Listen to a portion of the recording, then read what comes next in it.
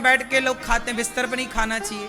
कुछ भी खाओ तो आचमन करना चाहिए, मतलब थोड़ा पानी पीना चाहिए, शुद्धि होती है।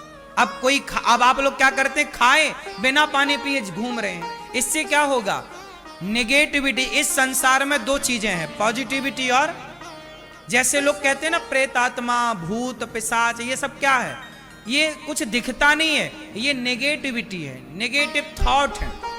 प्रेत क्या है, प्रेत नाम की चीज क्या है, भूत नाम की चीज क्या है। भूत प्रेत कोई ऐसा नहीं कि कोई ऐसे आ रहा है, नहीं, भूत का मतलब है नेगेटिविटी। उदाहरण से समझो, क्या लिखा है हनुमान चालीसा में, भूत पिशाच निकट नहीं आवे महावीर जब। तो आप बताओ, ये भूत प्रेत, ये भूत पिशाच निकट नहीं आवे, ये भूत पिशाच है क्या, क्या है ये? सुनो, ये भूत पिशाच क्या है, इसे बड़े ध्यान से सुनो। ये भूत पिशाच,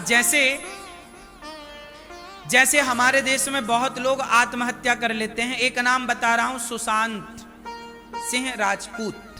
सुशांत ने आत्महत्या कर ली, सबको पता है। क्यों कर ली? क्योंकि कोई भी एक दिन में तो आत्महत्या नहीं कर लेता ना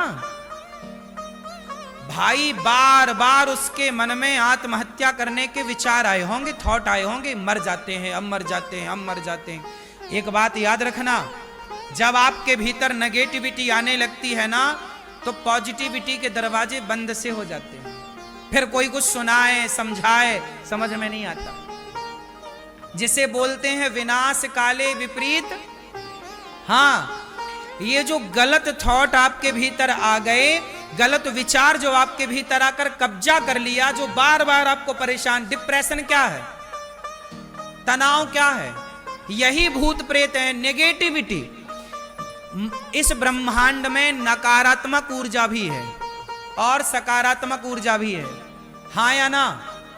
आप मानते हैं इस बात को?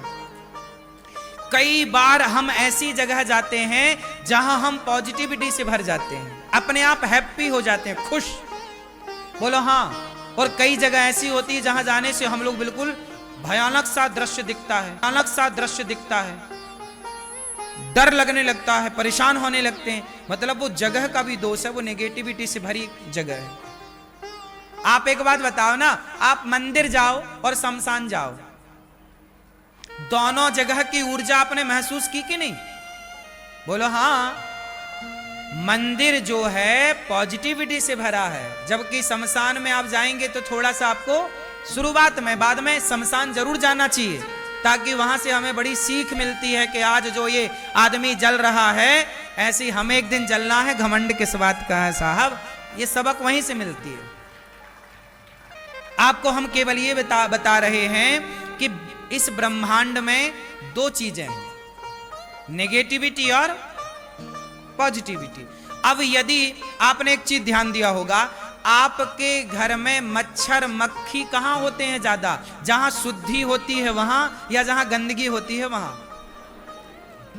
क्यों? जहां गंदगी होगी अपने आप मच्छर वहां हो जाएंगे। आप मच्छर को फोन लगा के नहीं बुलाते, भाई साहब यहां गंदगी आ जाओ, बुलाते हो? आपके पूरे शरीर में कहीं घाव हो जाए तो मक्खी आएगी और डायरेक्ट वहीं जाके बैठेगी जहां घाव है। उस मक्खी को कैसे पता चला कि यहां घाव है? क्योंकि उसके भीतर जो तंत्र है, जो उसकी सूंघने की घ्राण इंद्री है, वो सूंघ लेती है बड़ी दूर से कि कहां क्या है।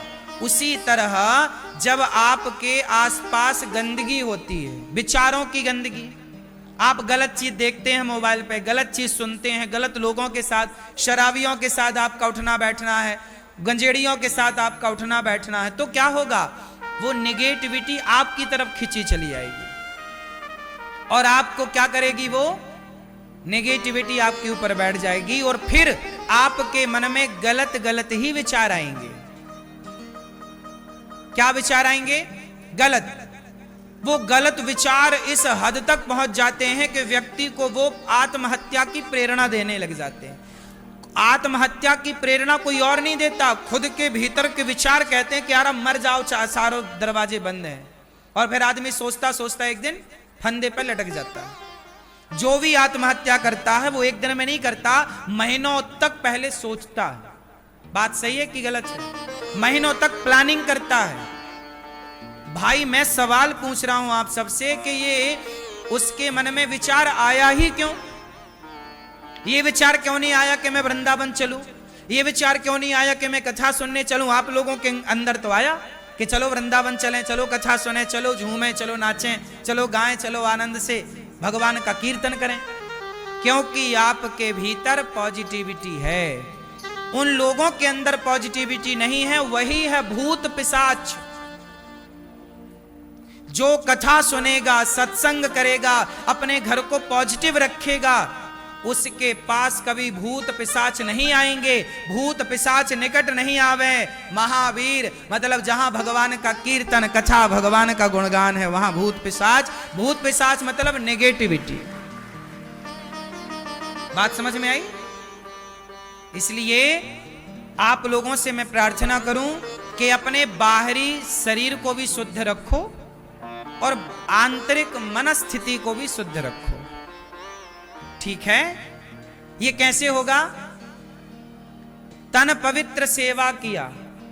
तन को शुद्ध करना है तो सेवा करिए, अपनी माता की, अपने पिता की, अपने गुरु की, अतिथि की। सेवा से तन की शुद्धि होती है, मन की शुद्धि होती है कीर्तन करने से, और धन की शुद्धि होती है दान करने से। जब आप दान करते हैं तो धन शुद्ध हो जाता है। जैसे गौरी गोपाल आश्रम में वृद्ध माँ रहती हैं, आप सबके सहयोग से आपने दिया, वृद्ध माँ ने खाया, आपका धन भी शुद्ध हुआ और उससे आपको आशीर्वाद दुआएं भी मिल गई। आपको किसी को आपने रोटी दे दी ऐसे। तो आज से कितने लोग लघु शंका करेंगे तो 4 कुल्ला करेंगे और पांव और हाथ धुलने का ख्याल रखेंगे? मुझे कंफर्म बताओ कौन कौन करेगा ये सब? ये शुद्धि है। और ये बच्चों को सिखाओ, बड़ी काम की चीज, छोटी बात है, पर छोटी छोटी दरारें ही अक्सर घर को डैमेज करती हैं। यदि समय से आप घरों की दरारों को ना भरें तो वो छोटी दरार डैमेज कर देगी ना पूरी बिल्डिंग को। बोलो हाँ, रिपेयर ना कराओ, मरम्मत ना। ऐसे ही ये छोटी छोटी दरारें हैं जीवन की। शुद्धि बिगड़ गई तो बुद्धि बिगड़ गई। तो लघु शंका करने के बाद क्या करेंगे? 4 कुल्ला और हाथ और पांव धोएंगे, तब क्या बनेंगे आप? शुद्ध। फिर आप पूजा के अधिकारी हैं।